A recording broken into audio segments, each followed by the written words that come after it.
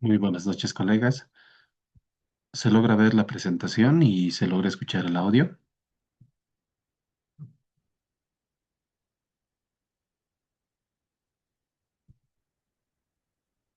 ¿Me Sí, confirman, doctor. por favor? Buenas, Gracias. buenas noches, doctor. Sí. Buenas noches, muchas gracias por la confirmación.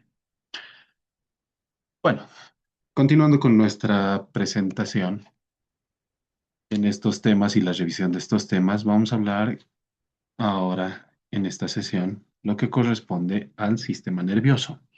Muy bien, vamos a tocar algo de embriología, la fisiología obviamente, y también en relación a la farmacología del sistema nervioso, especialmente en tres patologías muy importantes que corresponden a este capítulo. Estos son los puntos que vamos a tratar en relación a lo que es el avance de nuestra sesión el día de hoy.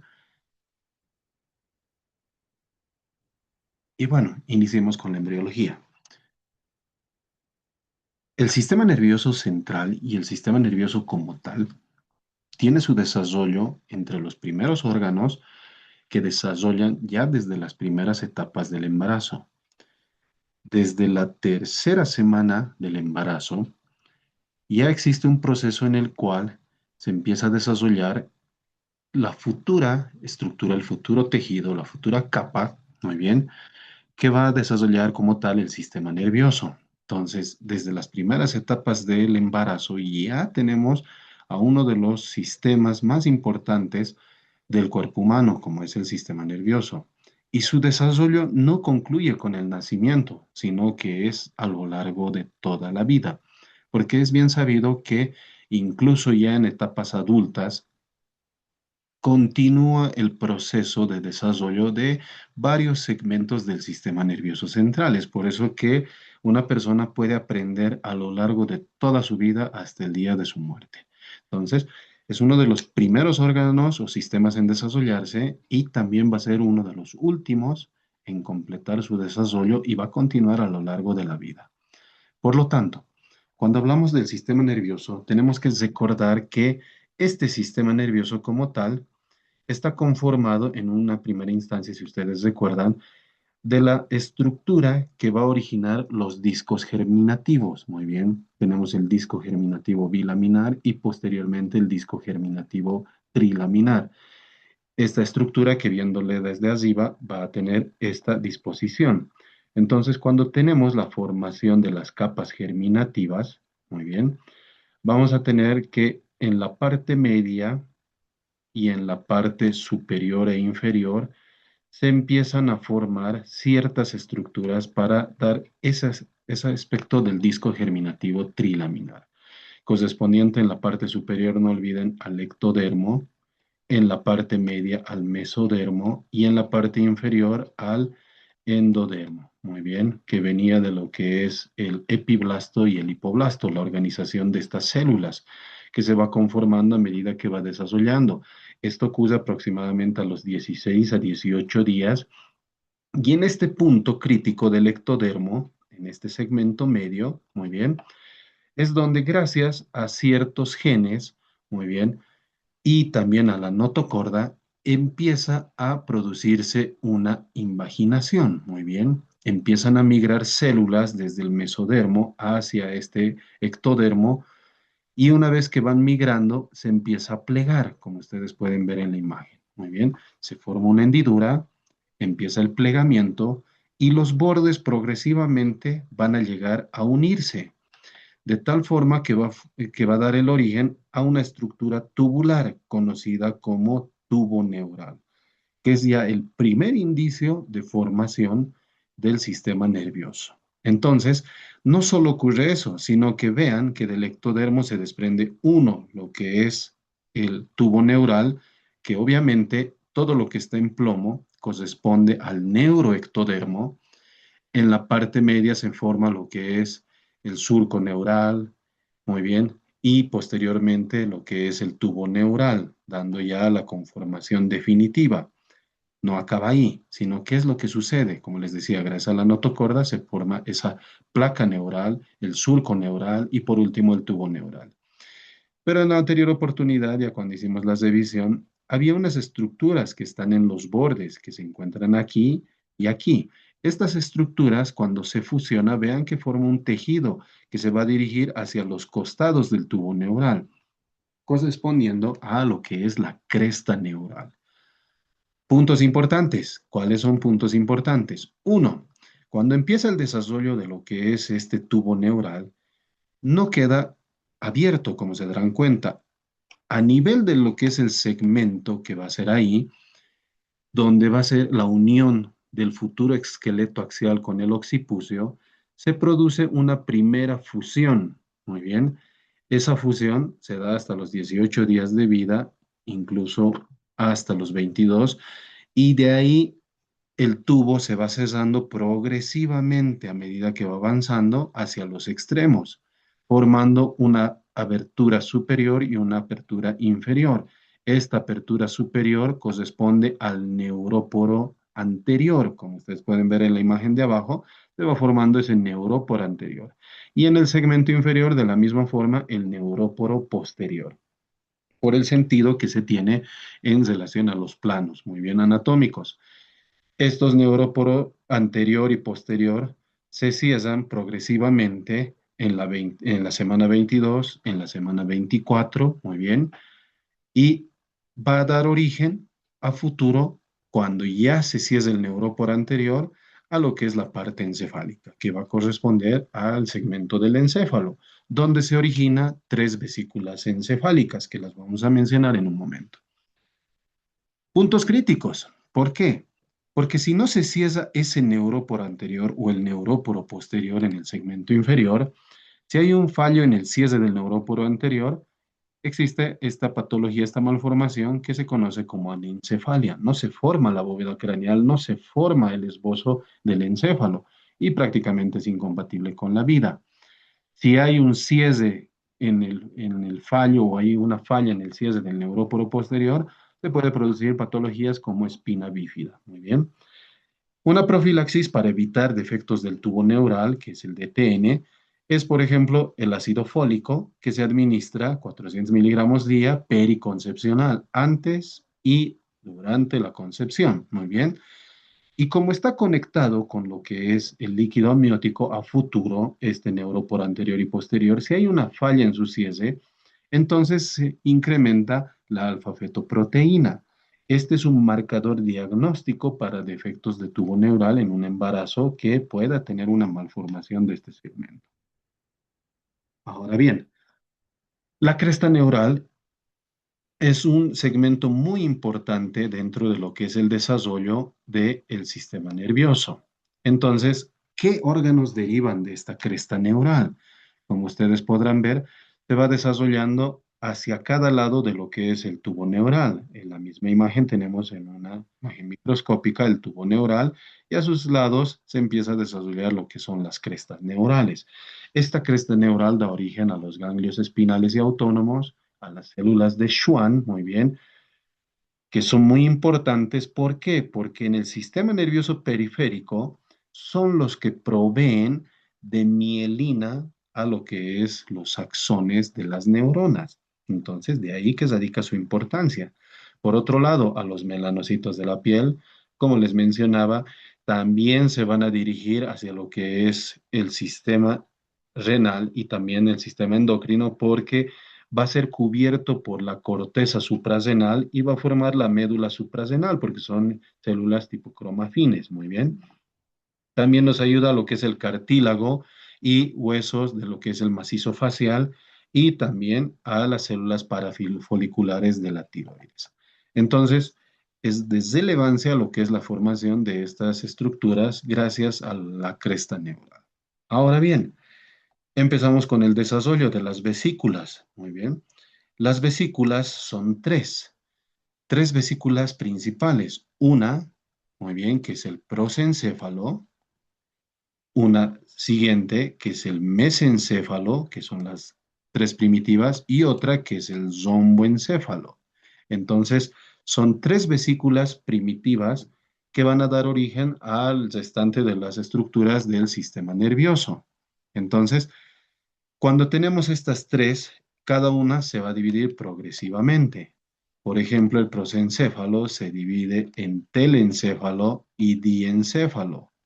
El telencéfalo nos va a originar a los hemisferios cerebrales. El diencéfalo nos va a originar al álamo, al hipotálamo, al epitálamo, muy bien. El mesencéfalo se queda como tal, como mesencéfalo. Y el romboencéfalo va a ayudar a la formación del tallo cerebral. ¿Por qué? Porque va a formar el bulbo y la protuberancia. Muy bien. Entonces, son las estructuras que van a derivar de esas vesículas primitivas. Prosencéfalo, mesencéfalo y romboencéfalo. El prosencéfalo, no olviden, telencéfalo y diencéfalo. El mesencéfalo, el mesencéfalo. El romboencéfalo, en muy bien. Mielencéfalo, el mielencéfalo y metencéfalo. Muy bien. Esas son las vesículas, obviamente, secundarias del romboencéfalo. El mielencéfalo al bulbo raquídeo y el metencéfalo a la protuberancia. Muy bien, para que quede claro en ese aspecto. Y de ahí, obviamente, ya tenemos las estructuras definitivas que se van a desarrollar. Si las células de Schwann son las que producen la mielina en los nervios periféricos, que es una célula de Schwann por cada neurona, en el sistema nervioso central tenemos sus análogos, que son los oligodendrocitos, que son estos en la imagen de color celeste. Estos oligodendrocitos, a diferencia de las células de Schwann, como aquí le dice una neurona por célula, los oligodendrocitos no pueden ocupar mucho espacio en el encéfalo, por lo tanto, tienen múltiples ramificaciones que van a cubrir varios axones. Muy bien. Entonces, la proporción es menor, a diferencia del sistema nervioso periférico, que solo una célula de Schwann va a mielinizar todo el axón de una neurona. Muy bien, y nada más, solo de una neurona. Ahora, como habíamos mencionado, existe una profilaxis de defectos del tubo neural que habíamos mencionado, que era el déficit del ácido fólico periconcepcional. Estos defectos del tubo neural nos dan la espina bífida y la anencefalia, por ejemplo. ¿Cuál es la dosis profiláctica? 400 miligramos. Ahora, en la cresta neural se la conoce como una cuarta capa germinal, porque las tres capas germinativas correspondían al ectodermo, al mesodermo y al endodermo. Sin embargo, a la cresta neural la llaman en la cuarta capa germinal y suele ser el origen ¿de qué? De tumoraciones. Puede dar origen a tumores como el neuroblastoma, feocromocitoma, melanoma y schwannoma. Muy bien. Entonces, cuando hablamos de este tipo de tumores, tenemos que ya dirigirnos embriológicamente a su origen, a la cresta neural. Y no olviden, estos a veces no vienen solos. ¿Por qué? Porque esas crestas neurales han dado origen a varios tipos de célula, por eso hay varios tipos de tumores relacionados con ese origen. Bueno, vamos a tener los defectos del tubo neural y sus malformaciones. La anencefalia, como ustedes podrán ver, hay ausencia de lo que es la bóveda craneal, muy bien, hay ausencia del desarrollo, hay una falta del desarrollo del sistema nervioso a nivel de sus vesículas encefálicas, el neuróporo anterior no cesa, muy bien, y aquí, por ejemplo, vamos a tener que la alfa-fetoproteína está sumamente elevada por esa conexión del tubo neural con el espacio o la cavidad amniótica. Una ecografía a las 12 semanas del embarazo prácticamente nos puede dar ya el diagnóstico, porque en ese momento ya se ve los cartílagos futuros que van a generar lo que es la bóveda craneal. Y obviamente es incompatible con la vida, entonces ya sería una de las causas para ir planificando, valorar esa posibilidad de un AB. Muy bien. Ahora, la espina bífida. Tenemos en el neuróporo posterior una espina bífida oculta, por ejemplo, como en este segmento, donde hay una falla en la formación del esqueleto axial, de los arcos vertebrales, que no se fusionan en el segmento posterior y dejan al descubierto lo que corresponde al tejido meningio y también puede ser al tejido espinal. Entonces, en algunos casos puede ser asintomático, pero en otros casos ya se manifiesta y no hay dónde perderse. Muy bien, en esos casos que son asintomáticos, que no se ve ni siquiera, suele haber solo un mechón de pelo. El meningocele, que es una falla en el cierre del neuróporo posterior, muy bien, es un saco meningio y no suele haber déficit neurológico porque, como su nombre lo indica, meningocele, cele quístico, meningo en relación a las meningias, entonces no hay compromiso del tejido neural. Sin embargo, en un mielomeningocele cuando ya hay compromiso del tejido muy bien neural, puede estar afectada la médula más las meninges y esto nos ocasiona, dependiendo del nivel, una paresia de extremidades inferiores, una incontinencia urinaria a futuro, muy bien, y una limitación funcional importante. La holoprosencefalia, que es un trastorno en la migración, muy bien, y organización, vamos a tener que el prosencéfalo no se divide. Les decía, el prosencéfalo nos va a originar al telencéfalo y al diencéfalo, pero en esta holoprosencefalia poca ha sido la división o casi nula, de tal forma que incluso a veces solo tiene en vez de los ventrículos laterales un ventrículo único. Muy bien, o no se ha formado prácticamente. En ese sentido, podemos tener imágenes tan, muy bien, explícitas como una ciclopía, el probóscide, muy bien, que se asemeja al de algunos insectos, muy bien, que se forman. No olviden que la cara se va formando de la organización de distintos procesos. Muy bien, los procesos frontales, los procesos maxilares y los procesos mandibulares. Y si no hay una adecuada distribución de esos procesos, por una mala dirección y una falla en el desarrollo del prosencéfalo, entonces tenemos esta malformación. Está asociado a trisomía 13 y trisomía 18, en varios casos, síndrome de Patau y síndrome de... Por otro lado, tenemos la malformación de Chiari, muy bien, que son Chiari 1, Chiari 2, Chiari 3, Chiari 4, que en sí es un problema del cerebelo. En una resonancia vemos aquí el cerebelo normal, está lo que es la cisterna posterior, muy bien, la cisterna magna, tenemos la cisterna pontina, la cisterna cerebelosa, todo en su lugar. Sin embargo, ¿qué sucede en el Chiari? Primero, hay un defecto en la circulación del líquido cefalosaquídeo. Si se obstruye, el líquido cefalosaquídeo genera mayor presión, genera mayor dilatación de los ventrículos del sistema ventricular. Y esto suele ser por una falla también de defecto de cierre del tubo neural.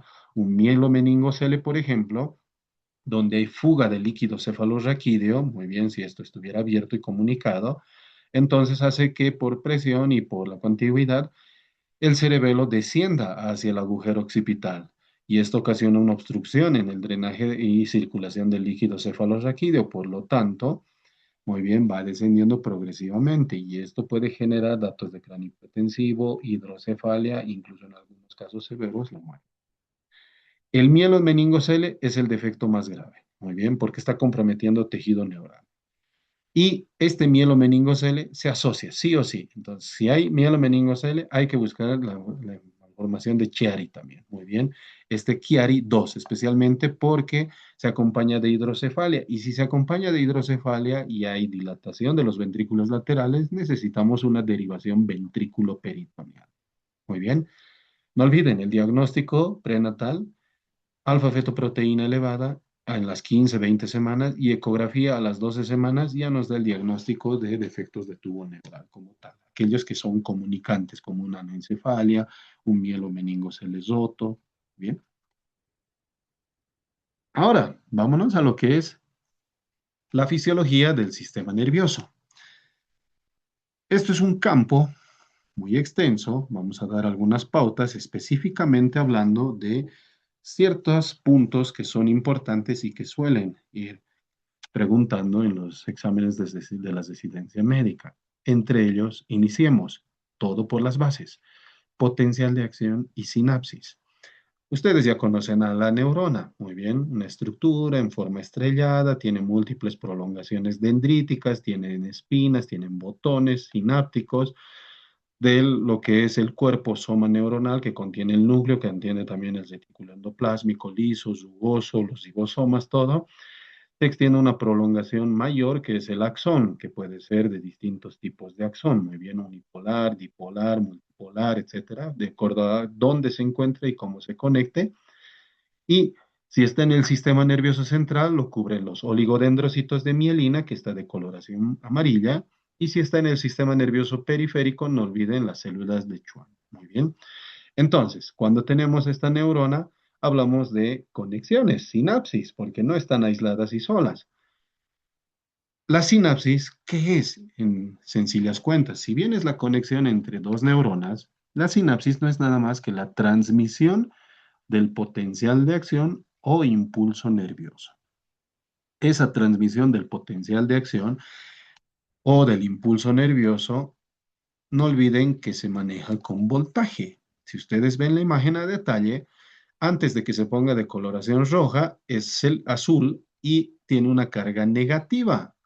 Cuando avanza el potencial de acción, tenemos un cambio de voltaje, que es una carga positiva que se vuelve en el interior de la célula. Esto es el potencial de acción. Entonces, si recordamos tranquilamente, sabemos que el potencial de acción no es nada más que el flujo de iones, cationes y aniones dentro de lo que es la célula, lo que va a generar que un potencial negativo se vuelva positivo, la famosa primera despolarización. Muy bien.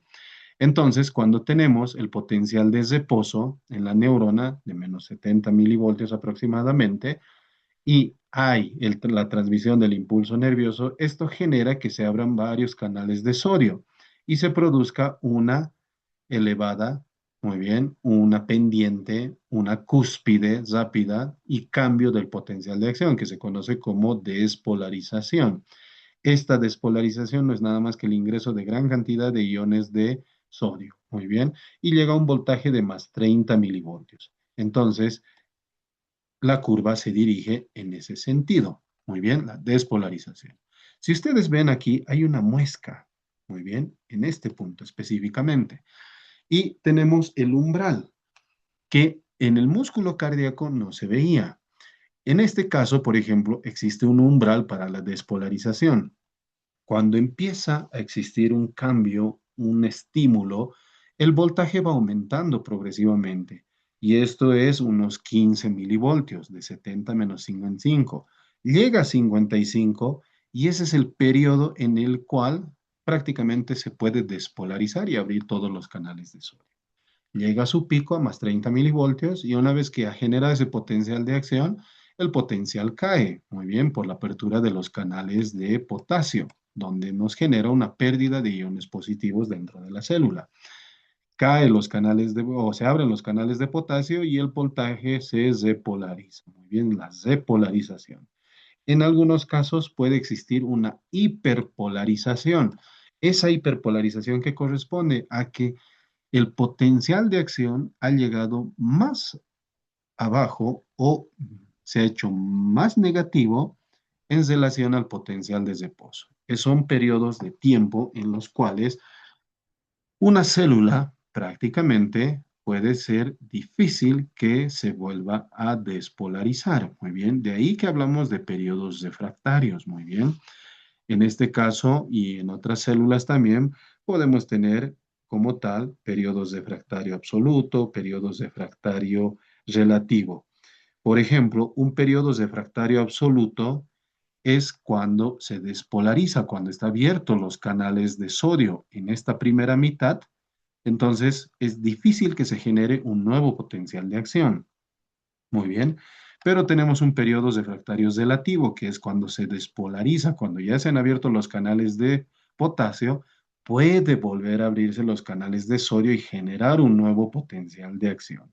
Entonces, en ese caso, incluso en el periodo de hiperpolarización, vamos a tener que corresponde después de polarización e hiperpolarización al periodo refractario relativo. Muy bien, hasta ese segmento. Pero ¿cómo se traduce esto? Muy bien.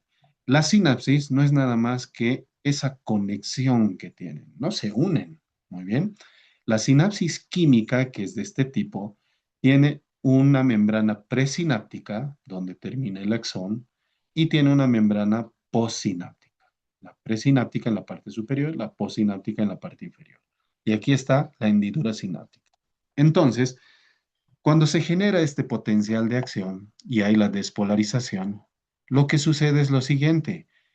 En este segmento ya tenemos vesículas que contienen neurotransmisores y además hay abundante cantidad de mitocondrias. En este segmento terminal tenemos gran cantidad de mitocondrias. ¿Por qué?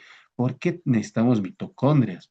Porque necesitamos energía y la energía no olviden que es en ATP y el ATP nada más y nada menos gracias a la respiración celular es que se produce en la mitocondria.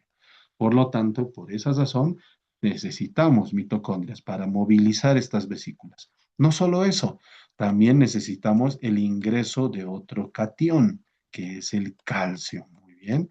El calcio, cuando se produce esta despolarización, ingresa, se abren varios canales de calcio y eso permite que ese ingreso de calcio, también junto con lo que es el ATP, ayuda a la movilización de las vesículas que contienen a los neurotransmisores, se adosan a la membrana presináptica, se fusionan las vesículas y por exocitosis libera los neurotransmisores, como ven en la imagen.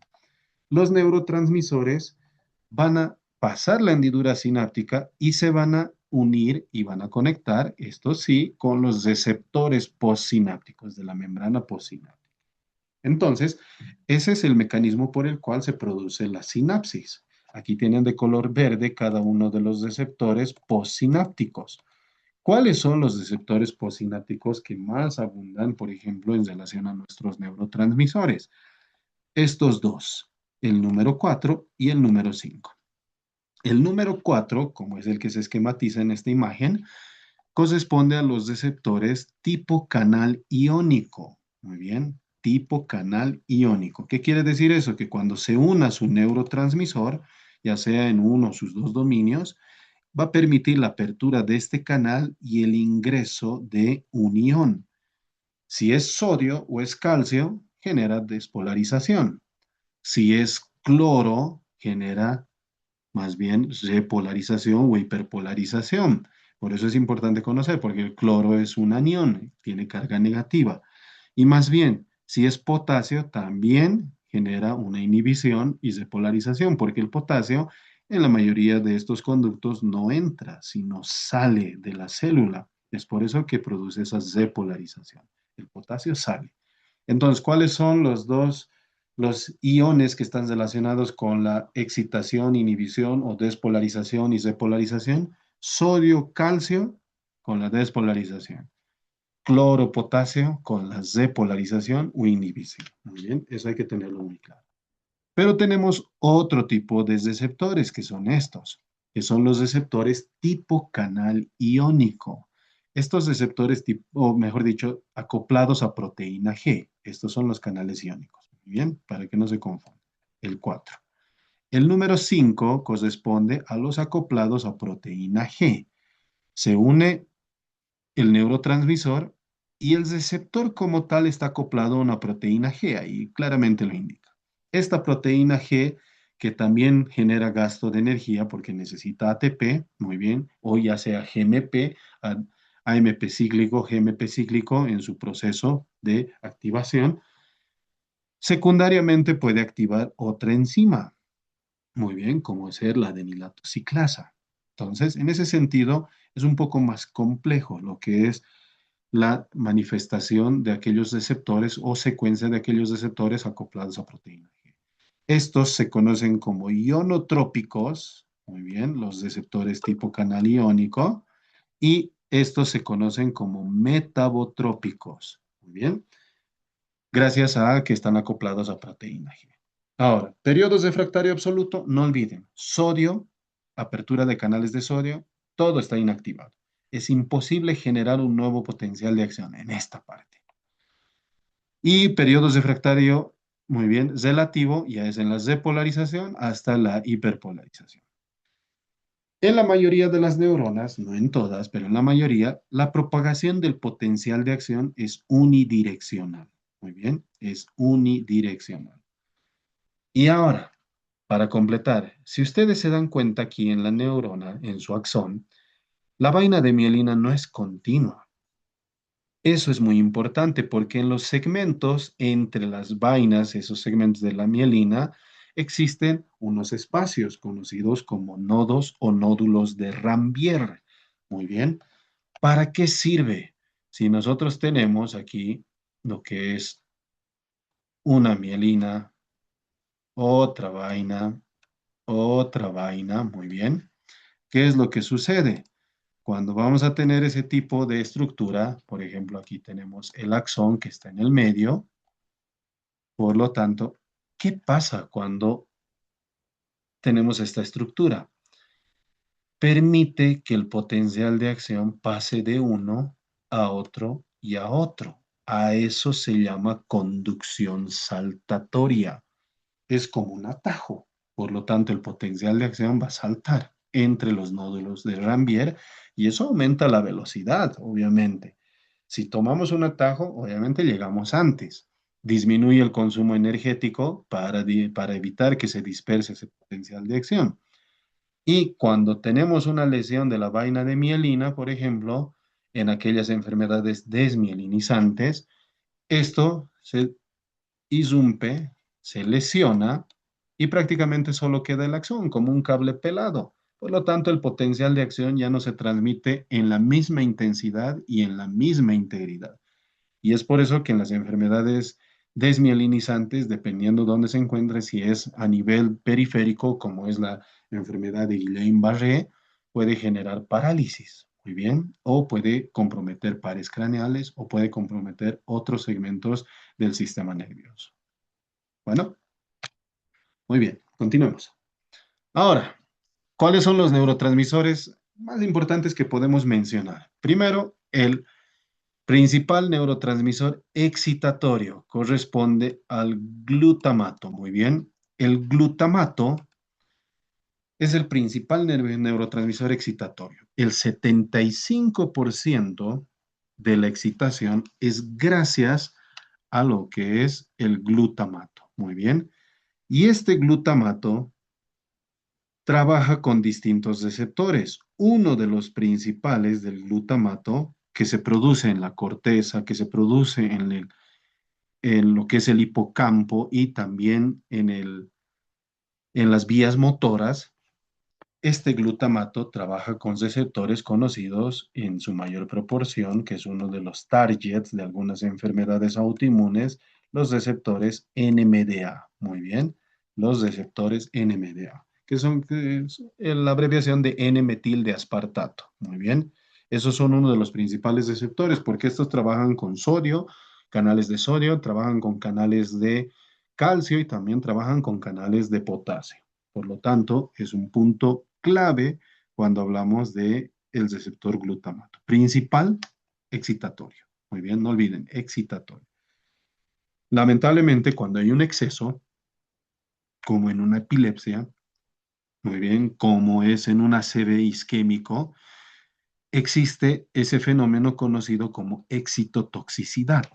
Esta excitotoxicidad hace que ingrese mayor cantidad de calcio y el calcio no solo actúa para movilizar vesículas, también no olviden que participa en la coagulación, participa también como segundo mensajero, también participa en la contracción muscular, pero también participa en la apoptosis y necrosis. Por eso cuando hay un exceso de actividad, muy bien, del glutamato, glutaminérgica, lamentablemente podemos llegar a ese periodo donde ya se empieza a lesionar las células del sistema nervioso. Muy bien. Entonces, si este es el principal excitatorio, ¿cuál es el principal inhibitorio? Y aquí lo tienen, ahí arribita, el GABA. El ácido gamma aminobutírico, que se produce en la corteza cerebral y también en las interneuronas, que son inhibitorias principalmente, es el que nos va a ayudar a la inhibición. Contrarresta los efectos y prácticamente está siempre en antagonismo con la excitación en la mayoría de los segmentos. Por lo tanto, cuando tenemos un paciente que está con una epilepsia, como vamos a mencionar, uno de los primeros que nos puede servir en relación a los fármacos para el tratamiento, que son las benzodiazepinas, porque trabajan con los receptores GABA. Muy bien. De esa forma, al potenciar los receptores GABA, van a generar inhibición y nos puede ayudar a cesar lo que es la crisis epiléptica. Entonces hay que tenerlo en cuenta. Por otro lado, estos dos trabajan en conjunto. ¿Por qué? Es como Batman y el Guasón, por ejemplo. Pongámosle. Aquí no hay buenos y hay malos, pero sí es así. Uno no trabaja sin el otro. ¿Por qué? Porque sin glutamato no hay GABA. El glutamato cuando se degrada en el astrocito se transforma en GABA. Y el GABA, una vez metabolizado, llega a glutamina y la glutamina también se transforma en glutamato. Entonces son vías alternas de su formación, que quiere decir que si hay glutamato, posteriormente va a haber GABA. Y si hay GABA, posteriormente va a haber glutamato. Muy bien. ¿Qué otros neurotransmisores tenemos, por ejemplo? Ya hemos hablado del GABA. Muy bien.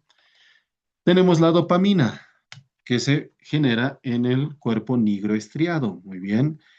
En la corteza mesolímbica, mesocortical y también túbero infundibular. Ahí es donde se va produciendo lo que es la dopamina, principalmente en el cuerpo nigroestriado. Muy bien, la sustancia negra y el cuerpo estriado. ¿Cuál es la función principal? Forma parte estas estructuras de lo que son la vía extrapiramidal, por lo tanto van a controlar el movimiento. Muy bien. También participa en sensaciones como de recompensa, ayuda a lo que es el proceso de cognición y también actúa en el sistema endocrino como inhibitor de la prolactina. ¿En qué enfermedad disminuye enormemente este? Es en el Parkinson. Por eso el Parkinson es un trastorno del movimiento. Muy bien. Se afecta y disminución de la dopamina por disminución de la secreción en estas estructuras y eso lamentablemente nos puede ayudar al desarrollo de Parkinson. Por otro lado, cuando tenemos un exceso de dopamina más bien, podemos tener episodios de psicosis o esquizofrenia. Muy bien, hasta un punto por el bloqueo. Tenemos otro, lo que es la acetilcolina. La acetilcolina que se produce esencialmente también en la unión neuromuscular y en los núcleos de la base, en los ganglios de la base, participa en el control del movimiento. También nos ayuda a lo que es la memoria. Está en relación a lo que es el sistema límbico. En ese sentido, como participa en la memoria, participa en el aprendizaje en el sistema nervioso central, si hay una disminución de esta acetilcolina a la larga, nos va a producir lo que es el trastorno conocido como Alzheimer o demencia. Muy bien, que lo vamos a mencionar un poco más adelante. Y también hay una alteración. ¿Por qué? Porque si se alteran los receptores por una causa autoinmune, como ocurre en la miastenia gravis, también la acetilcolina no va a producir un efecto adecuado en la unión neuromuscular. La serotonina o 5-HT, como les había mencionado. La serotonina también se conoce como 5-HT, 5-hidroxitriptamina. Muy bien. Entonces, esta serotonina se produce en el RAFE, en los núcleos del RAFE, que es la parte del medio, y el sistema límbico. Está relacionado principalmente con el humor, los cambios de ánimo, también tiene una relación muy importante con lo que es el sueño y el apetito. Si hay una disminución en su concentración, nos genera depresión, está más relacionado. Por eso tenemos, por ejemplo, los inhibidores de la recaptación selectiva de serotonina, los IRS. Muy bien. Entonces, en ese caso, se puede utilizar medicamentos para este tipo de patología. Y para completar esta parte tenemos a la norepinefrina. La norepinefrina o noradrenalina que se produce en el locus coeruleus, muy bien, y también es parte del sistema simpático porque está relacionado con lo que es la glándula suprarrenal, también con el simpático desde el T2 al L2, por ejemplo. Está en el sistema nervioso central inmiscuido con los estados de alerta, con los estados de ansiedad, con la tensión, muy bien. Por eso en pacientes, por ejemplo, con TDA, se da medicamentos que inhiben la recaptación de norepinefrina. Al igual que hay medicamentos que inhiben la recaptación de serotonina, hay medicamentos que inhiben la recaptación de norepinefrina. Eso nos genera, muy bien, cuando hay una disminución de esta norepinefrina, depresión. Y sus dianas, por ejemplo, están los antidepresivos tricíclicos y los inhibidores de la recaptación de la serotonina. Entonces, para algunos puntos clave, la dopamina, 4 vías, muy bien. Nigroestrial, movimiento, principalmente. Mesolímbica, recompensa, esa sensación que tiene uno de que si hace algo bien le van a dar una recompensa y lo trata de hacer mejor. Mesocortical, muy bien, cognición. Y túbero infundibular, que aquí está relacionado ya con el sistema endocrino, prolactina. Entonces no olviden que inhibe la prolactina, es su antagonista de la prolactina. Ahora, los antipsicóticos bloquean los receptores dopaminérgicos D2.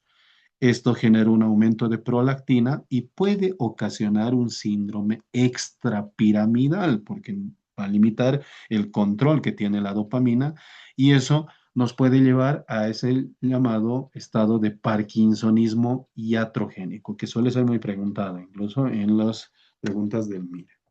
Bueno, vámonos a la corteza cerebral. El sistema nervioso central, en su estructura más relevante, está el cerebro. Está conformado por dos hemisferios, el hemisferio izquierdo y el hemisferio derecho. Tiene cuatro lóbulos principales, el lóbulo frontal, el lóbulo parietal, el lóbulo occipital y el lóbulo temporal. Incluso ahora algunos mencionan todavía que puede haber un quinto lóbulo que está relacionado a la corteza, muy bien, insular, que está en este segmento en la parte interna, en la cisura de Silvio, muy bien, en la parte interna de la cisura de Silvio.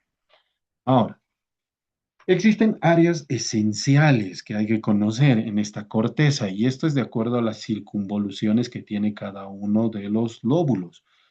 Empecemos por el lóbulo frontal. En el lóbulo frontal hay tres segmentos que nos interesan en una primera instancia.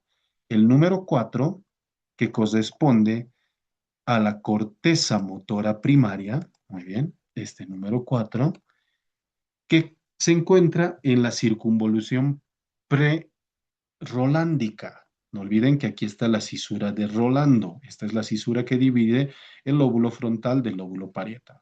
Entonces, la cisura prerolándica, esta es la circunvolución prerolándica, mejor dicho, corresponde al área motora primaria 4 de Brodmann. Por delante tenemos entre lo que es la circunvolución frontal superior, la circunvolución frontal media y se dirige hacia la inferior, la corteza o el área de Brodmann 6, que es la corteza motora suplementaria o premotora, porque se encuentra delante de la motora, que ayuda, muy bien.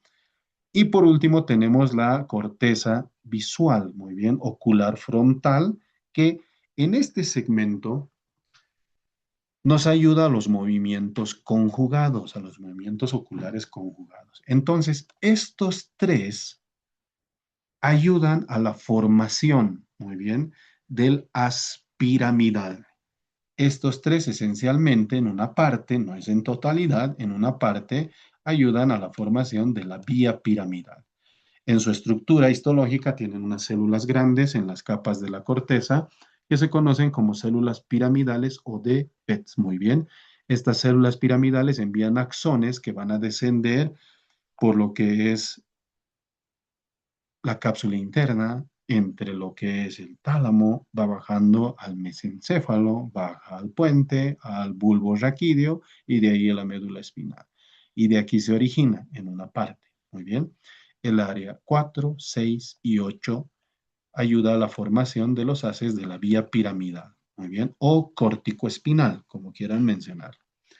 ¿Y cuál es la otra parte que ayuda? Nos vamos a ir aquí atrás. Muy bien. En relación a esto, tenemos al área somatosensitiva, muy bien, en este segmento posterior de color lila. Entonces, el área somatosensitiva, que está de color posterior, corresponde a la circunvolución postrolándica o postcentral, muy bien. Esta está conformada por el área primaria, somatosensorial primaria, 3, 1 y 2, somatosensorial de asociación y asociación parietal, 5 y 7. Todas esas áreas ayudan y se unen junto con las vías motoras para formar esta vía piramidal. Muy bien, y de ahí desciende. Porque tiene que haber una integración motora y sensitiva. Para eso nos sirve. ¿Vale? Seguimos adelante. En los segmentos, muy bien, del lóbulo frontal, específicamente aquí el área 44 y el área 45, se encuentra el área del lenguaje. Esto viene hasta acá. Muy bien. El área 44 y 45 forman lo que es el área de Broca.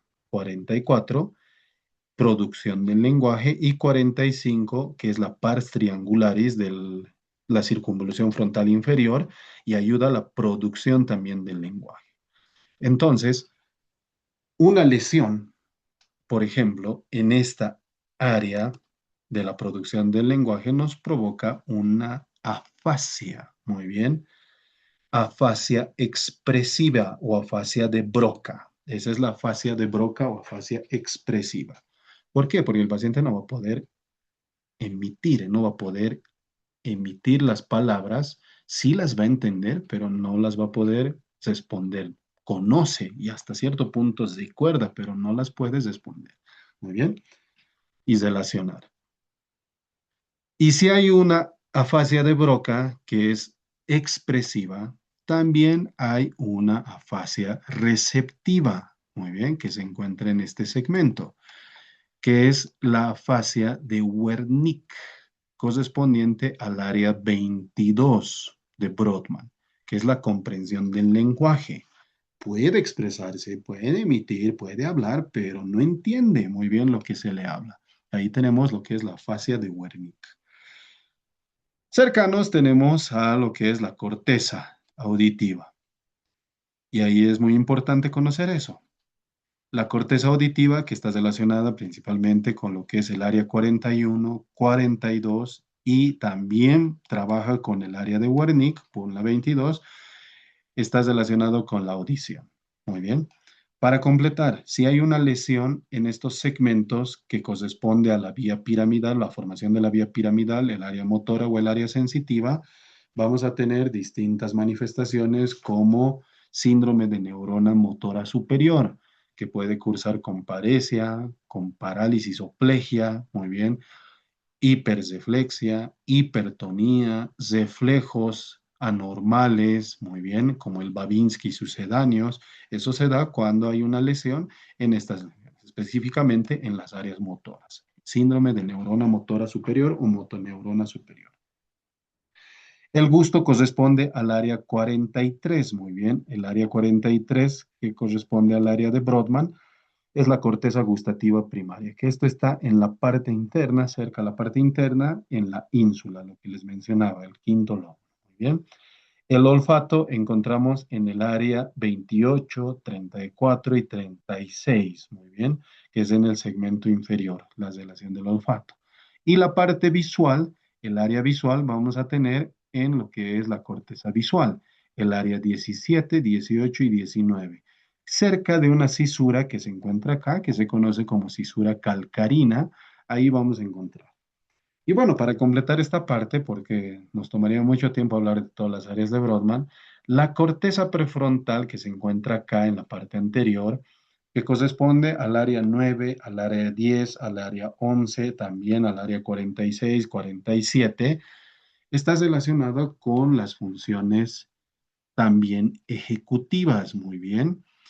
En ese sentido, vamos a tener uno, por ejemplo, lo que es la planificación, dos, coordinación, tres, memoria de trabajo, cuatro, inhibición social, muy bien, esa conciencia social de que debemos hacer algo o no cuando estamos en un grupo de personas, está mediada por lo que es la corteza prefrontal que se encuentra en este segmento. Entonces, para que quede claro algunos puntos, área 4, el área motora, si se provoca una lesión, no olviden, provoca una lesión de neurona motora superior, que es una paresia o parálisis contralateral. ¿Por qué? Porque esta vía piramidal a nivel del bulbo se decusa, la decusación piramidal. La mayor parte, hasta el 90% de las fibras que provienen del lado izquierdo pasan al lado derecho y del derecho al izquierdo. Por eso es una paresia o parálisis contralateral espástica, hipertónica. Si hay una lesión del área 44-45 de Broca, en esta lesión va a provocar una afasia no fluente o expresiva. Si es en el área 22 de Wernicke, no olviden afasia fluente o receptiva, incomprensible. Si es una lesión del lóbulo parietal derecho, muy bien, puede haber incluso una heminegligencia, muy bien, una heminegligencia izquierda. Entonces, son asociaciones que vamos a tener en relación a las distintas áreas de Brodmann y los lóbulos. Es muy importante hablar de la corteza límbica o el sistema límbico. Este sistema límbico que está formado por el cíngulo, la corteza del lóbulo singular, muy bien, está formado por el cuerpo calloso, este es el cíngulo, aquí está el cuerpo calloso, todo lo que está de celeste, muy bien. El tálamo también, ese punto de conexión que es el de color naranja, y el hipotálamo que está por debajo. Entonces son varios núcleos que van a tener y nos van a permitir esa conexión. Interviene en lo que son las emociones, en la motivación, en la atención, en lo que es la percepción y expresión del dolor. El cuerpo calloso es el punto de conexión entre los dos hemisferios cerebrales, izquierdo y derecho. El tálamo también es una entidad o es un órgano de relevo, porque la mayor parte de las fibras que provienen de los distintos segmentos, incluso de lo que es los sentidos, pasan por el tálamo y de ahí recién se distribuye hacia la corteza. Y el hipotálamo está relacionado, uno, con el sistema endocrino y dos, con el sistema nervioso autónomo.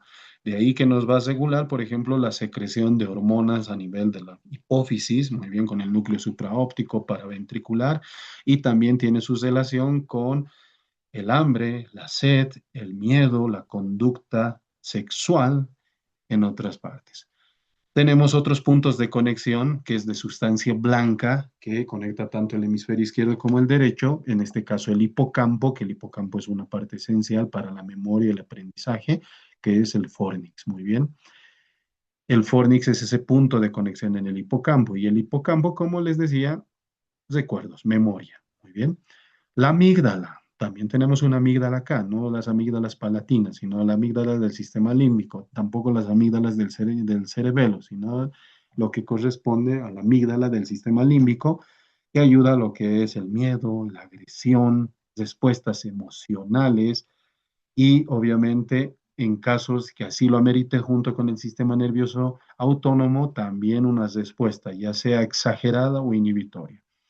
Y por otra parte tenemos los cuerpos mamilares que también son circuitos de relevo para la memoria y atención. Entonces son puntos esenciales que nos ayuda a tener una integración de las emociones, de las sensaciones y su interpretación como tal, porque la corteza cerebral no es que interpreta, no es que aquí decimos, siento miedo, no, muy bien. Es en estos segmentos donde se produce esa decodificación para la percepción de emociones y sensaciones. Aquellos reflejos automáticos integrados, por ejemplo, con el tallo cerebral, tos, vómito, deglución, estornudo y reflejo pupilar son reflejos del tronco cerebral. Muy bien. Son muy importantes y ahora los vamos a detallar. Entonces, el tallo cerebral está formado por tres estructuras. El mesencéfalo, que venía de esa vesícula intermedia del mesencéfalo como tal, lo que es el puente, que venía del metencéfalo, del zomboencéfalo previamente, y el mielencéfalo, que es el bulbo raquídeo. De este tronco cerebral, no olvidemos que se originan los núcleos de los pares craneales, a excepción del nervio olfatorio y el nervio óptico, que no tienen su origen acá en el tronco cerebral.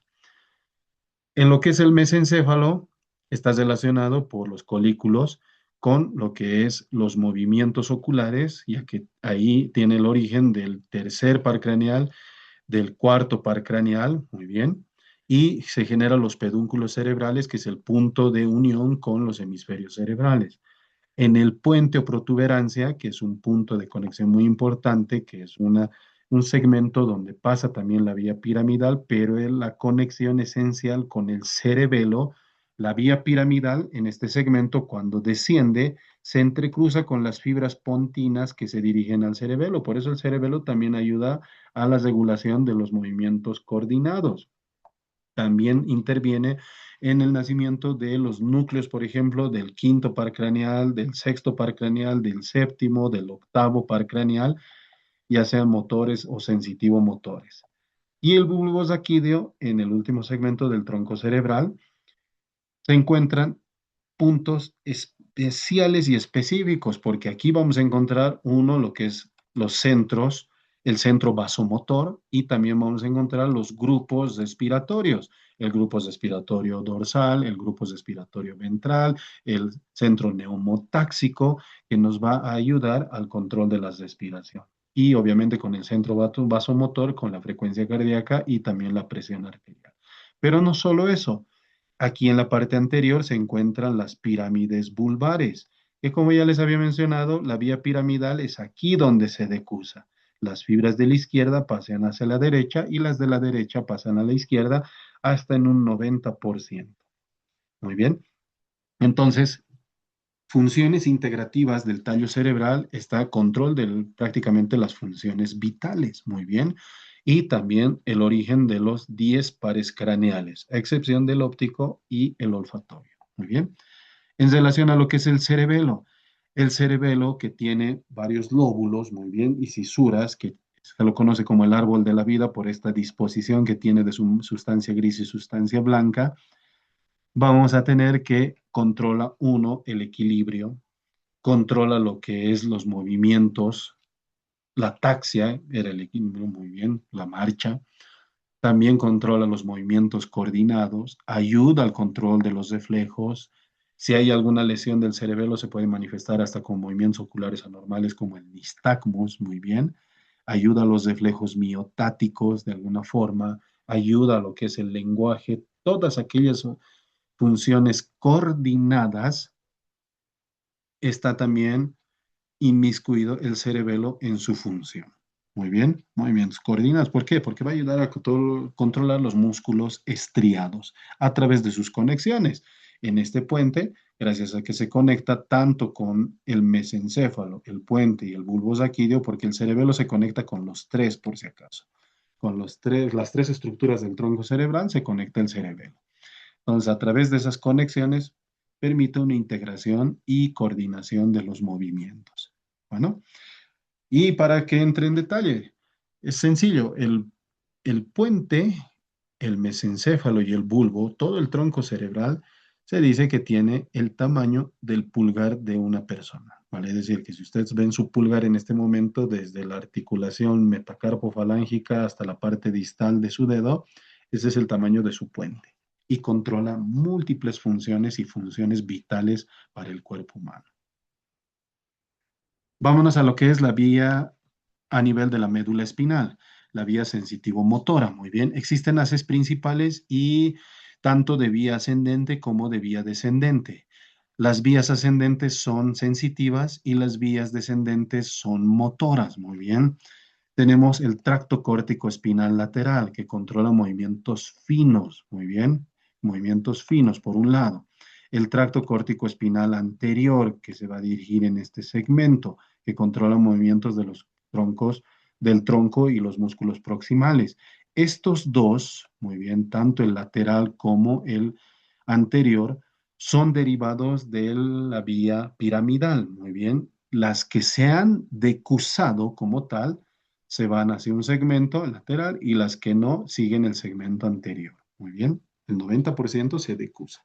Tenemos el haz rubroespinal. Muy bien, este haz rubroespinal facilita a lo que es el movimiento y contracción de los músculos flexores, por lo tanto nos va a ayudar a esa sensación de posición. Tenemos el retículo espinal con la sustancia reticular, muy bien, inhibe más bien los reflejos, o los reflejos espinales y está relacionado con los músculos extensores. Tenemos el vestíbulo espinal, vean, está conectado la parte vestibular. Por eso cuando hay una lesión, un trastorno vestibular, también se altera la marcha, se altera el equilibrio y se altera la posición. Y tenemos el tracto vestibular, vestíbulo espinal medial que controla los músculos del cuello. Todos estos son motores, las vías descendentes. Y las vías ascendentes son sensitivas, el fascículo de Gold y Burdach, que nos ayudan a controlar principalmente lo que es la propiocepción, esa sensación de percepción que tenemos al pisar, por ejemplo, cuando ustedes pisan una superficie sólida, saben que es sólida y no necesitan verla todo el momento, a menos que tengan una falla en la propiocepción. Cuando pisan arena, lo mismo. Cuando pisan un colchón, lo mismo.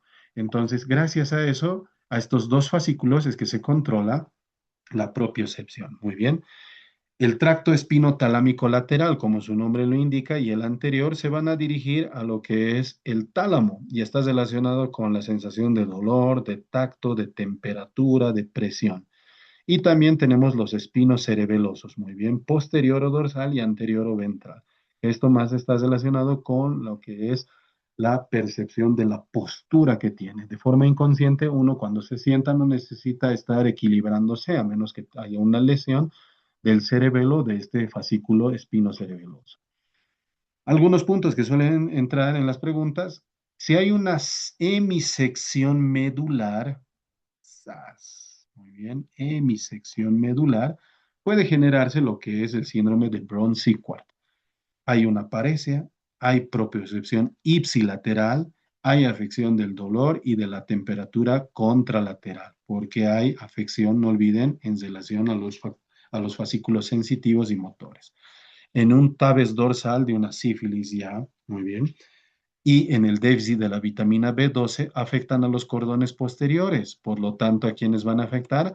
Al fascículo de Golgi-Burdach o Gracili cuneiforme, y esto afecta a la propiocepción. Ese, esa maniobra que se tiene, que se conoce como Romberg, que se le pide al paciente que junte los pies y extienda las manos hacia adelante, como tomando distancia en el colegio, cierra los ojos y si se mantiene en la línea media, está negativo. Pero cuando un paciente empieza a tener una inestabilidad, se va hacia los costados y ahí tenemos un Romberg positivo. Muy bien, y eso es cuando se produce un tabes dorsal. Hay limitación o falla en la propiocepción. Bueno, hablemos de algunas patologías, tres que nos interesa. Uno es la epilepsia. Muy bien.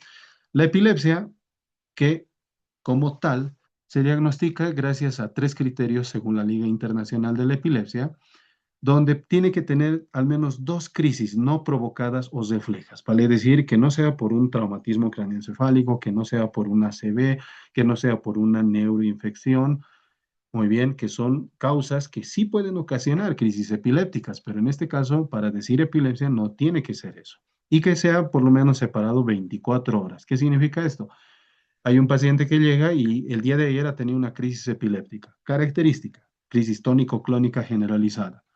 Y cuando viene hoy día, ya ha pasado más de 24 horas, porque ha sido ayer en la mañana, vuelve a tener una crisis, ahí podemos decir que es epilepsia, siempre y cuando no sea provocada. En algunos casos hay reflejas, por si acaso, las epilepsias reflejas. Por ejemplo, epilepsia a la lectura. Hay un síndrome epiléptico que es desencadenado por la lectura. Hay epilepsias fotosensibles, que es como una luz de las discotecas, que esas son como luces estroboscópicas que destellan a varios hertz. Eso también puede generar, esa es una refleja. Incluso se ha descrito, hay algunos bebés que tienen epilepsias refleja al agua caliente cuando se les baña. Entonces son epilepsias reflejas. Y cuando hay ese tipo de crisis, hablamos de epilepsia, cuando es separación de 24 horas o más. Dos, una crisis no provocada, que sea solo una, pero que tenga factores de riesgo, que puedan semejarse a dos crisis en 10 años o el factor de recurrencia del 60%. Esto que implica que solo tiene una crisis, pero por ejemplo le hace un electroencefalograma y sale totalmente alterado, además tiene antecedentes de epilepsia en la familia, además tiene antecedentes de trastornos del neurodesarrollo y mucho más. Entonces ahí mucho, tiene mucho que ver con lo que es el criterio clínico para determinar la recurrencia y determinar si tiene o no tiene el diagnóstico de epilepsia. O que tenga un síndrome epiléptico, por ejemplo, el síndrome de espasmos epilépticos infantiles, que es el síndrome de West, conocido antes, el síndrome de Dravet, por ejemplo, cuando ya tiene los criterios obligatorios cumplidos, hablamos de epilepsia. Entonces, de acuerdo a la clasificación actual que ha salido en el 2025, se dice que hay una epilepsia focal con conciencia preservada o conciencia alterada. Como ustedes habrán visto en la imagen o en el dibujo, o mejor dicho, en el video, este pequeñito tenía una crisis como tal. Entonces, vamos a reproducir. Muy bien. En ese sentido, por ejemplo, cuando tenemos un paciente que tiene un segmento afectado, solo una parte de su cuerpo, tenemos que verificar si es con conciencia preservada o con conciencia alterada. Puede ser que esté consciente y siga teniendo su crisis. Muy bien. Puede ser tónico-clónica a bilateral incluso, porque las focales pueden pasar a bilaterales. Que puedan ser generalizadas, como las ausencias, donde uno se desconecta y se queda quieto y está con su crisis epiléptica. O otras crisis generalizadas, como crisis tónico-clónicas generalizadas. Y pese a eso, puede haber crisis desconocidas, lamentablemente.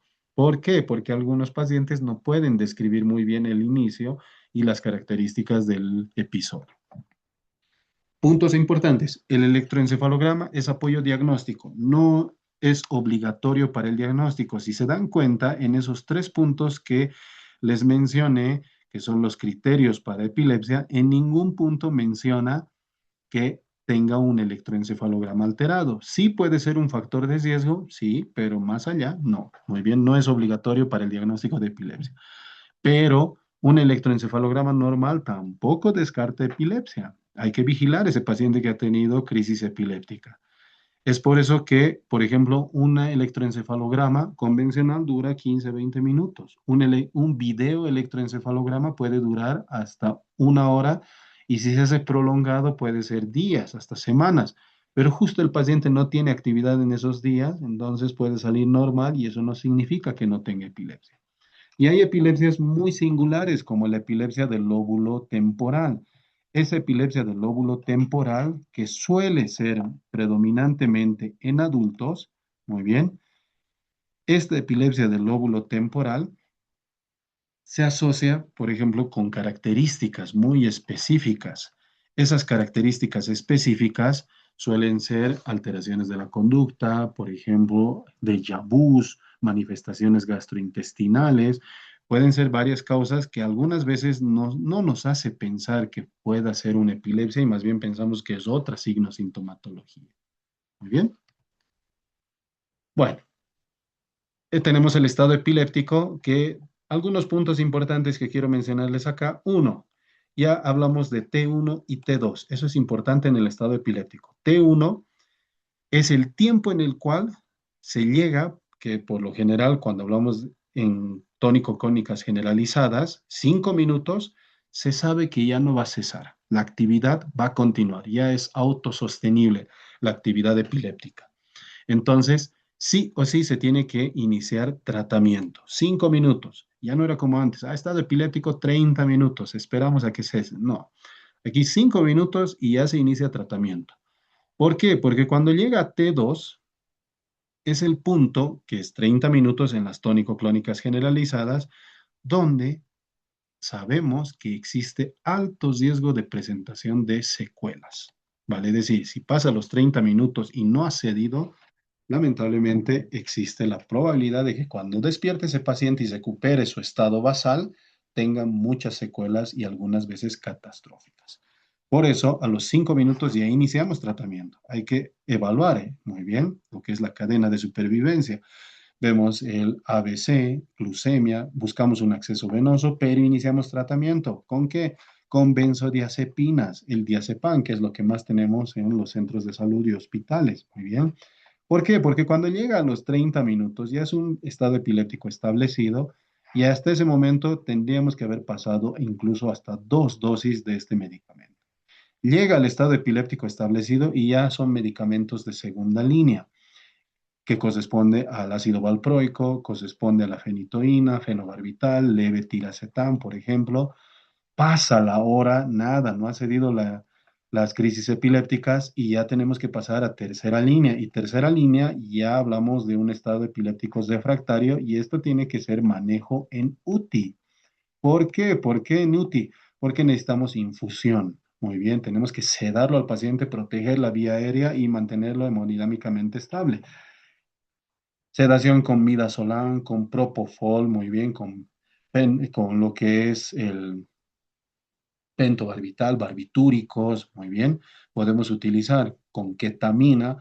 Y si pasa más de 24 horas, prácticamente ya hemos llegado a las 24 horas, hablamos de un estado epiléptico súper refractario. Y aquí ya son terapias alternativas, dieta cetogénica, inmunológicos, de cambio plasmático, plasmaféresis, por ejemplo, inmunoglobulina, Entonces ya tenemos eso. Muy bien. Como secuencias. El estado epiléptico, por ejemplo, benzodiazepinas, primero en línea. 5 minutos y ya iniciamos tratamiento. Muy bien. Y posteriormente tenemos que pensar que este paciente se nos puede descompensar. Por eso es importante. El Alzheimer, conocido como trastorno neurológico mayor, muy bien, este trastorno neurológico mayor tiene algunas características muy importantes. Cuando hablamos de demencias, que es una causa frecuente de demencia hasta un 70%, implica que existe, por ejemplo, una alteración en la memoria episódica. Suele tener amnesia, es de curso insidioso y lamentablemente es progresivo. Muy bien, hay una degeneración específica, especialmente en el lóbulo temporal, en los segmentos, por ejemplo, del hipocampo. En esos segmentos suele verse ese tipo de alteraciones. Tenemos algunos biomarcadores que nos ayudan muy bien, como es la proteína beta-amiloide 42 o la proteína tau, el líquido cefalorraquídeo, que es esa tau fosfolirada, muy bien. Y en las resonancias encontramos atrofia hipocampal, como les decía, en el hipocampo del lóbulo temporal. Aquí es donde vamos a ver esa alteración. También podemos tener que en la emisión de positrones, que es el PET amiloide, hay un depósito de este PET amiloide, por ejemplo, o bueno, ese PET amiloide lo vamos a encontrar en depósito en frontal, en lo que es parietal y también temporal. Muy bien, esas proteínas se van depositando en esas cortezas, consolidando ya una evidencia de que estamos ante esta enfermedad. ¿Cuáles son los que nos pueden ayudar a sospechar? Por ejemplo, estos son test. Muy bien. Uno de ellos es el Mini Mental State Examination, que es el MMS, cuyo puntaje, si se obtiene menor a 24, ya tenemos que sospechar en un adulto mayor. O con el test de Montreal, que es el Montreal Cognitive Assessment. Muy bien. Este MOCA, menos de 26, también nos puede dar la sospecha en aquellos pacientes que ya se encuentran en esa edad respectiva. Entonces, en el Alzheimer tenemos lo que es la proteína tau, la tau fosfolirada 181 en líquido cefalorraquídeo, que es el marcador más específico. Muy bien, son rangos de lo que es la proteína beta amiloide 1,42 y la tau fosfolirasa. En esa relación nos puede ayudar a un diagnóstico más precoz. Muy bien. Y obviamente, según Richardson, criterios en el parkinsonismo, más caídas al inicio y parálisis de la mirada vertical descendente, no suelen responder fácilmente a levodopa. Y eso nos indica, por ejemplo, la posibilidad de que puedas responder al tratamiento que vamos a instaurar, que vamos a mencionar algunos tratamientos de la demencia. El Parkinson, que ya hemos mencionado muy bien, temblor en reposo, rigidez, muy bien, asinesia y las alteraciones en la postura nos tiene que hacer sospechar de este trastorno del movimiento. Hay una disminución, como ya habíamos mencionado, de la dopamina, muy bien, en el núcleo nigroestrial. En los cuerpos de Levy, especialmente, que está relacionado, por su nombre también se le indica, una deficiencia de la alfa-sinucleína.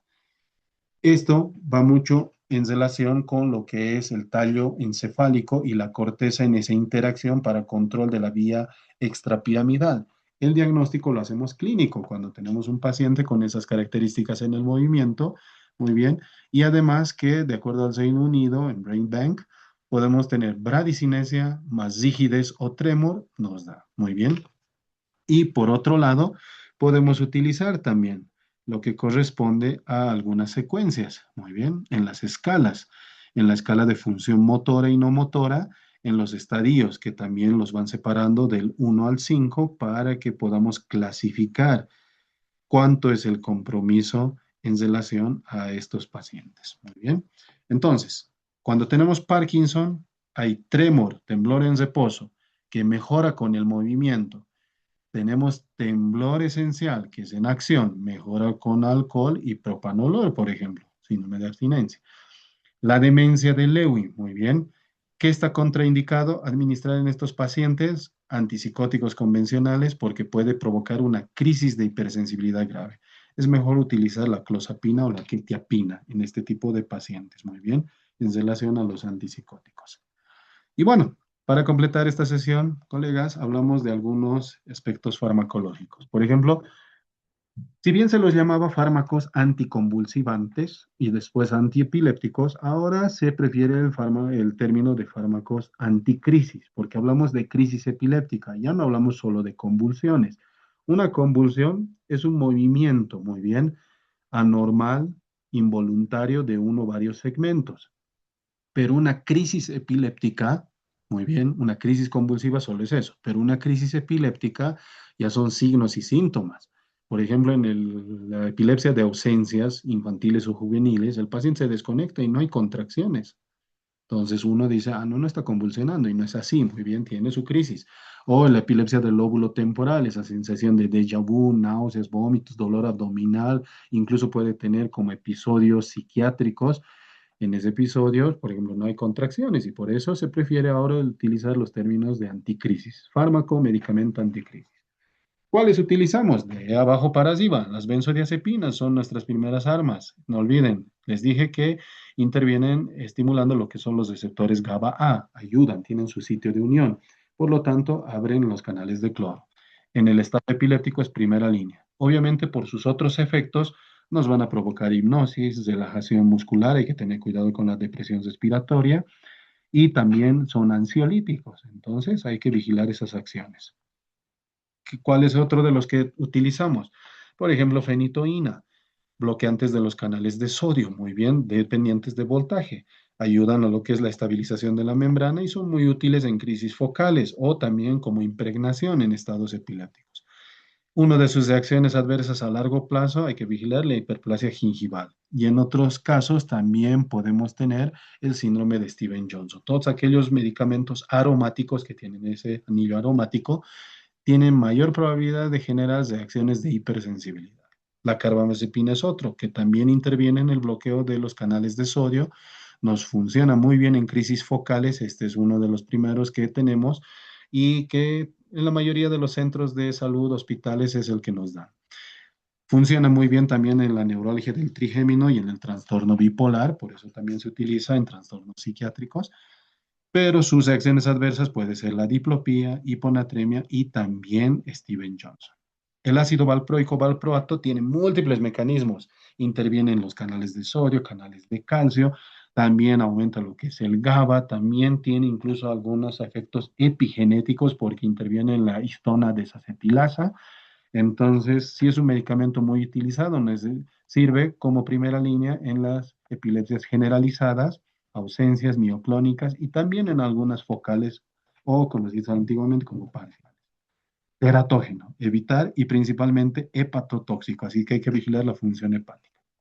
En las mujeres, mucho cuidado. ¿Por qué? Porque interviene en lo que es en el ciclo hormonal, por lo tanto puede intervenir en lo que es el sobrepeso, el acné, especialmente en los adolescentes, hay que vigilar muy bien o evitar. Si es que hay otra opción, mejor. El levetiracetam, muy bien, este más bien se une a las vesículas sinápticas que habíamos dicho, no trabaja con los canales, interviene en las vesículas. Muy bueno con los focales, también coadyuva en los generalizados, en el embarazo es más seguro, pero tiene algunos efectos, irritabilidad y depresión. Muy pocos sistémicos y es mejor tolerado el levetiracetam. Por eso se está utilizando. Lamentablemente en el seguro no lo tenemos, pero se ha indicado que ya va a entrar al INAME o ya estaría ingresando al INAME.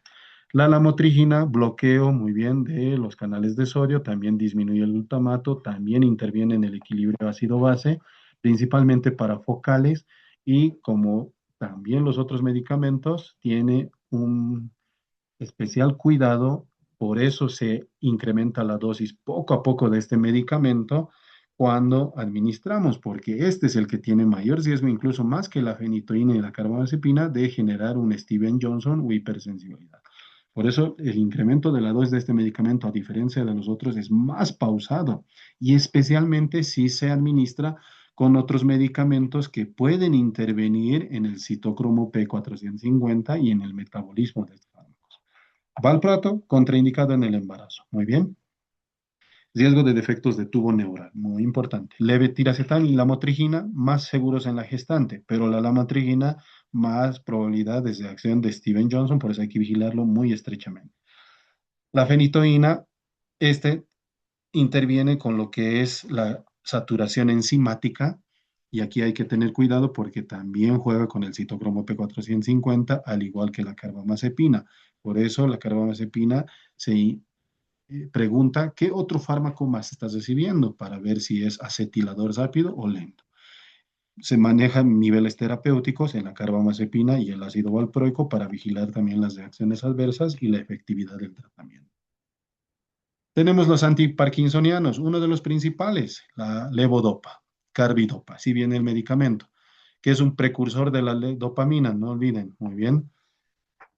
Cuando se produce el metabolismo y síntesis, mejor dicho, de las catecolaminas, la levodopa es el precursor, muy bien, de la dopamina. Entonces, la carbidopa inhibe a la dopa descarboxilasa que metaboliza la dopa y por eso mantiene mayor concentración. Es el primer medicamento que se recomienda en el tratamiento cuando tenemos un paciente con diagnóstico de Parkinson y en este medicamento nos ayuda a ese control de los movimientos al administrar el precursor. Algunos efectos adversos que podemos tener y hay que tener precaución, las discinesias, hipotensión ortostática o en algunos casos se ha descrito psicosis.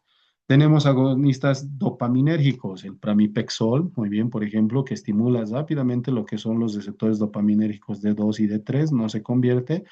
En monoterapia inicial se recomienda en menores de 70 años, tras el inicio de lo que es la levodopa, puede generar somnolencia o algunas veces alucinaciones. Los inhibidores de las enzimas, por ejemplo, de la monoaminoxidasa y de la catecolometiltransferasa, que son las enzimas que metabolizan a las catecolaminas para su eliminación. Entonces, estos dos nos ayudan mucho, muy bien, como coadyuvantes principalmente, y hay que evitar esto en algunos casos porque cuando se administra con inhibidores selectivos de las de captación, porque puede provocar un síndrome serotoninérgico o puede ocasionar días de discinesias, muy bien, alteraciones de movimientos o trastornos del movimiento de formas de flejo. La mantarina, muy bien, agonista del N-metil de aspartato y libera dopamina presináptica. Entonces, nos ayuda mucho en las discinesias por levodopa. Podemos utilizar, muy bien, en casos de que se genere ese efecto adverso por la levodopa. Y algunos anticolinérgicos que habíamos mencionado, incluso se había mencionado en la evaluación, en el simulacro, el biperideno, que bloquea la acetilcolinesterasa esteatal y equilibra lo que es la relación de dopamina y acetilcolina.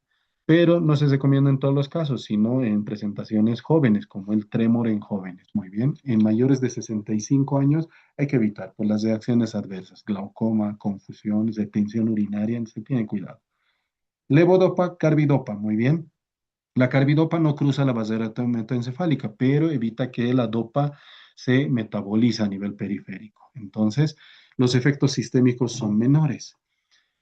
El wearing off, muy bien, del efecto de la levodopa dura cada vez menos. Y entonces aquí se hace como tolerante el paciente y en ese sentido tenemos que añadir a aquellos que inhiben el metabolismo en las enzimas, como los inhibidores de la catecolometiltransferasa. Muy bien. Y en ese aspecto hay que variar la formulación dependiendo de la dosis del paciente o la que recibe el paciente. Y por último, los medicamentos para la demencia. El donepezilo, muy bien, que esto ayuda a lo que es inhibir la acetilcolinesterasa, que es reversible, piperidínico, muy bien, en el Alzheimer, en leve, moderado y grave, es el único aprobado en sí en la fase grave de la demencia como tal, y por sus efectos, especialmente colinérgicos, puede estar relacionado con la bradicardia, a veces sueños vividos, náuseas, muy bien. La ribastigmina también es un inhibidor no solo de la acetilcolinesterasa, sino de la butililcolinesterasa, y esto se utiliza en leve o moderado, también en Parkinson y en la demencia de Lewy, que es la primera elección, la ribastigmina, muy bien, en la demencia de Lewy. En algunos casos nos da algunas manifestaciones gastrointestinales, disminuye los efectos adversos si es que se utiliza, por ejemplo, los parches. No tenemos por aquí a la disponibilidad en algunas ocasiones. La galantamina, que también modula lo que es el receptor de la acetilcolinesterasa, especialmente los receptores nicotínicos. En las formas leves y moderadas podemos utilizar la memantina, por ejemplo, que es un antagonista de los receptores N-metil de aspartato. En moderados o graves podemos utilizar incluso en combinación con estos. Muy bien, pero sus efectos adversos también hay que vigilarlos. Y el lecanemab, que es muy bien contra la proteína amiloide beta, muy bien, que elimina las placas que se van depositando. Entonces, en formas leves, precoces especialmente, que ayuda como fármaco modificador de la enfermedad, más que para el tratamiento, evitar su progresión. La zivastigmina, primera elección en demencia. Muy bien, en Lewy. No hay que administrar antipsicóticos, no olviden. Parche transdérmico, menos efectos gastrointestinales. El lecanemab, muy bien, primer fármaco modificador del Alzheimer. Frena la progresión, incluso hasta en un 27% se ha visto que disminuye ese depósito de la proteína amiloide beta.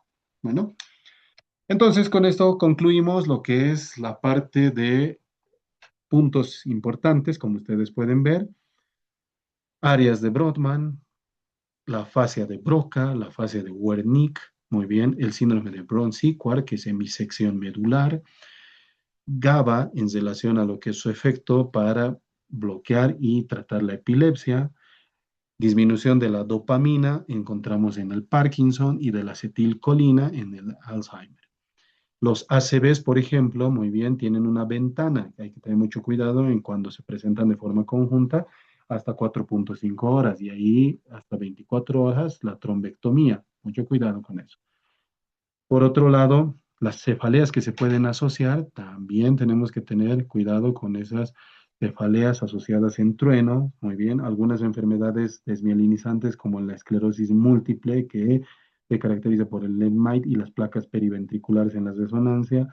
En el Parkinson, el trémor en reposo, los cuerpos de Lewy y disminución de la dopamina en la sustancia negra, muy bien, el cuerpo negro estriado. En el Alzheimer, en el hipocampo es donde se suele depositar y suele ver, o mejor dicho, suele verse esa atrofia, muy bien, a nivel del lóbulo temporal y la proteína amiloide beta, la tau fosforilasa, el mini-mental que nos da la sospecha, muy bien, y también vamos a tener los fármacos que nos pueden ayudar. No olviden que todos los que hemos mencionado, algunos tienen contraindicaciones, hay que cuidar, hay que tener mucho cuidado con su uso y algunos son de primera elección, como la ribastagmina que les mencioné. Entonces, afasias de Broca y Wernicke, afasia expresiva, afasia receptiva. No fluente, fluente, muy bien. Área 44-45, área 22, muy bien. La demencia de Lewy, contraindicado los antipsicóticos. Y eso es importante que vayan recordando a futuro. Y bueno, estimados colegas, con esto completamos lo que es nuestro avance en relación a la sesión de sistema nervioso y algunos puntos importantes para la consolidación de los conocimientos.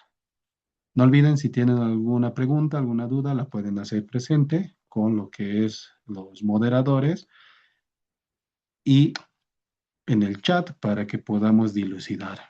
Muy bien.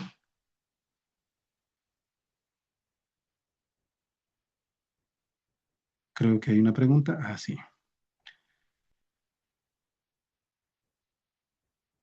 Aquí nos dice. ¿Qué pasó? Alguien nos marcó. Muy bien. ¿Qué pasa con la carbamazepina en pacientes con neurocisticercosis? Muy bien. Como ya hemos mencionado, es un fármaco anticrisis de primera línea para controlar crisis focales que toman de por vida. ¿Qué pasa si los efectos adversos, si lo toman de por vida? Bueno, cuando se escoge un fármaco anticrisis, evaluamos distintos aspectos. Uno, para empezar, el tipo de epilepsia, si es epilepsia focal o es epilepsia generalizada. Dos, la edad del paciente. Muy bien, porque no todos los medicamentos se pueden dar en distintas edades. Como les decía, el ácido valproico, mucho cuidado en las mujeres, especialmente en adolescentes y también en gestantes. Tres, el mecanismo de acción del fármaco. ¿Es el que es ideal para ese tipo de epilepsia? Cuatro, los efectos adversos. Muy bien. Valoramos si los efectos adversos van a superar al beneficio. El riesgo supera al beneficio. Cinco, la accesibilidad del medicamento. Puede que tengamos en cuenta que es el mejor muy bien, fármaco anticrisis, pero ya no se lo dispone en Bolivia, muy bien, entonces eso es otro aspecto. Y obviamente eso nos lleva al siguiente, que es el coste económico. Entonces, tomando en cuenta todos esos aspectos, nosotros valoramos si amerita o no amerita continuar con el tratamiento anticrisis con la carbamazepina si fuera ese caso. ¿Por qué? Porque si el paciente tiene un buen control a una dosis baja o estándar, nos ayuda mucho mantenerle. Y las reacciones adversas son mínimas o se pueden controlar de forma sintomática, entonces es preferible que mantengamos el tratamiento. Se ha logrado controlar. Muy bien, porque la epilepsia no se cura, se controla. En ese caso, podemos mantener si las reacciones adversas no son tan severas. Pero si no se ha logrado controlar, pese a que estamos a una dosis ya incluso elevada, porque siempre se empieza con dosis bajas, muy bien, las dosis en sangre inferior, y se va ascendiendo progresivamente, si no se logra controlar, mejor cambiar el medicamento. Hay que plantear modificar el tratamiento, obviamente viendo cómo son las crisis, ha progresado o no ha progresado, ha cambiado las crisis, son más frecuentes, son más duraderas, está afectando más lo que es su entorno social, laboral, su entorno psicológico. Todos esos aspectos hay que valorar antes de pensar en cambiar un medicamento que probablemente pueda estar resultando muy bien para el control de la crisis epiléptica. En este caso sería secundario a una lesión por neurocisticercosis. Pero obviamente mucho depende de esos aspectos. Entonces hay que vigilar todo eso. Muy bien. Por otro lado, a ver, la zivastigmina y la memantina se pueden tomar juntas o se debe hacer un intervalo entre ambas. Sí, se pueden tomar juntas, muy bien. Y incluso a menudo se combinan para tratar lo que es la demencia, el Alzheimer. Son seguros, es beneficioso, los efectos adversos no son severos, no son graves, muy bien. Hay buena tolerancia. Entonces, como son complementarios en sus acciones y tienen esa margen de seguridad, sí se pueden tomar juntos. Muy bien, no hay mayor problema en ese aspecto.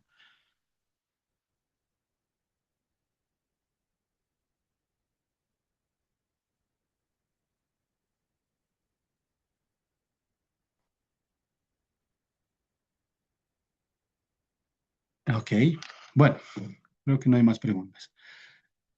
Entonces, colegas, ha sido un gusto. Por el día de hoy completamos nuestra sesión. Muchas gracias por su atención. Nos estamos encontrando en la siguiente sesión. Que tengan un agradable resto de jornada. Buenas noches. Hasta luego.